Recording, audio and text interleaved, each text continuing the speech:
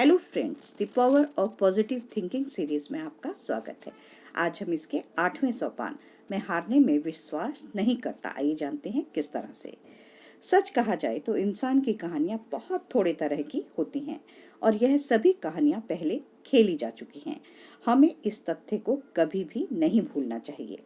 ऐसे लोग हुए हैं जिन्होंने हर तरह की मुश्किल परिस्थिति का सफलतापूर्वक सामना किया है, जिसमें वह मुश्किल भी शामिल है जो अभी आपके सामने है और जो आपको पूरी तरह निराशाजनक दिख रही है। यही दूसरों को भी लग रहा था, परंतु उन्होंने इससे बाहर निकलने का कोई तरीका, ऊपर जाने का कोई तरीका, पार निकलने की कोई राह और उसके बीच से होकर जाने वाली कोई तरकीब खोज ली है। इस तथ्य के सबसे प्रेरक उदाहरणों में से एक है एमोस पैरिश की कहानी, जो उनके सत्रों में भाग लेने के बाद मुझे ये विश्वास हो चुका है कि मिस्टर पैरिश अपने ग्राहकों को जो सबसे महत्वपूर्ण जीवन मूल्य प्रदान करते हैं वे हैं साहस और सकारात्मक चिंतन, अपने आप में गहरा विश्वास और यह विश्वास कि वे तमाम बाधाओं को जीत सकते हैं। वह अपनी फिलॉसफी का जीता जागता उदाहरण स्वयं है। बचपन में वह बीमार रहा करते थे, यही नहीं वह हकलाता भी था, वह संवेदनशील था और हीन भावना का शिकार भी था। ऐसा माना जा रहा है कि उसकी कमजोर शारीरिक स्थिति के कारण वह जीवित नहीं रहेगा, परंतु एक दिन एमास पेरिश को एक आध्यात्मिक अनुभव हुआ। उसके मस्तिष्क में आस्था के सूर्य का उदय हुआ और तब से वह जानता है कि ईश्वर की मदद से और अपनी शक्तियों के उपयोग से वह बहुत कुछ हासिल कर सकता है। उसने बिजनेसमैनों को सेवा देने का एक अद्भुत विचार विकसित किया और वे इसे इतना अधिक महत्वपूर्ण मानते हैं कि वे हर साल 2 बार 2 दिन के सत्र में भाग लेने के लिए मोटी फीस देने के इच्छुक रहते हैं, ताकि उन्हें एमास पेरिश की बिजनेस बुद्धिमत्ता और प्रेरणा प्राप्त हो सके। मेरे लिए होटल के बॉल रूम में बड़ी भीड़ के साथ बैठना और एपी, जो उनका प्यार का नाम है, को इन महत्वपूर्ण बिजनेसमैनों को सकारात्मक चिंतन सिखाते हुए सुनना एक रोमांचक अनुभव था। कई बार उसे अपनी हकलाहट से बहुत कठिनाई होती थी, परंतु वह हताश नहीं हुआ। वह खुलकर इसका उल्लेख करता है और इसे हंसी से लेता है। उदाहरण के तौर पर एक दिन वह कैटलिक शब्द कहने की कोशिश कर रहा था। उसने कई बार यह कहने की कोशिश की और वो किसी तरह से इसे नहीं कह पा रहा था और आखिरकार उसने एक सशक्त प्रयास के बाद ऐसा कर दिखाया।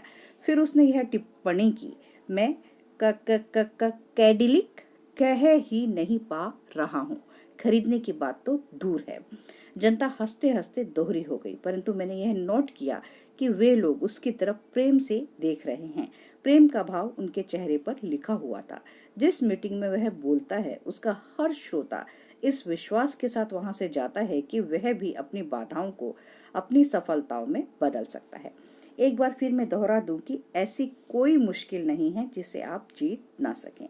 एक बुद्धिमान और दार्शनिक निग्रो से जब मैंने पूछा कि वह किस तरह अपनी मुश्किलों को जीतता है, तो उसने मुझे बताया, मैं मुश्किल को किस तरह से पार करता हूँ। पहले तो मैं इसका चक्कर काटकर इसके पार जाने की कोशिश करता हूँ और अगर मैं ऐसा नहीं कर पाता तो मैं इसके नीचे से घुसकर निकलने की कोशिश करता हूँ। अगर मैं इसके नीचे भी नहीं घुस पाता तो मैं इसके ऊपर से निकलने की कोशिश करता हूँ और अगर मैं इसके ऊपर से भी नहीं निकल पाता तो फिर मैं सीधे इससे टकराता हुआ, इसे चकनाचूर करता हुआ इसके पार निकल जाता हूँ। फिर उसने जोड़ा, ईश्वर और मैं इस मुश्किल को चकनाचूर करते हुए इसके पार निकल जाते हैं। बिजनेसमैन के उस फॉर्मूले को गंभीरता से लें जो इस अध्याय के शुरू में दिया गया है। एक पल के लिए ठहर जाए और उस फार्मूले को 5 बार दोहराए और हर बार उसके अंत में यह जोड़ दें, मैं इसमें विश्वास करता हूँ।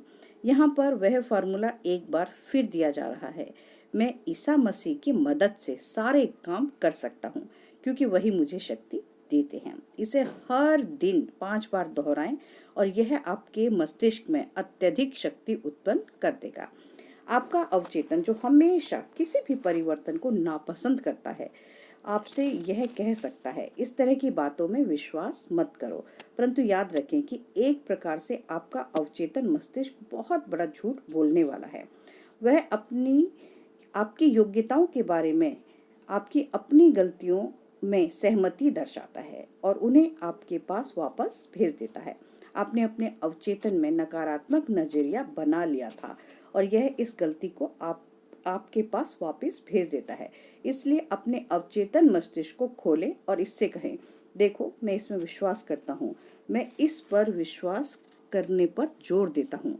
अगर आप अपने अवचेतन मस्तिष्क से इतनी सकारात्मकता से बात करेंगे तो समय के साथ साथ यह भी इस पर विश्वास करने लगेगा, जिसका एक कारण यह होगा कि अब आप इसे सकारात्मक विचारों की खुराक दे रहे हैं।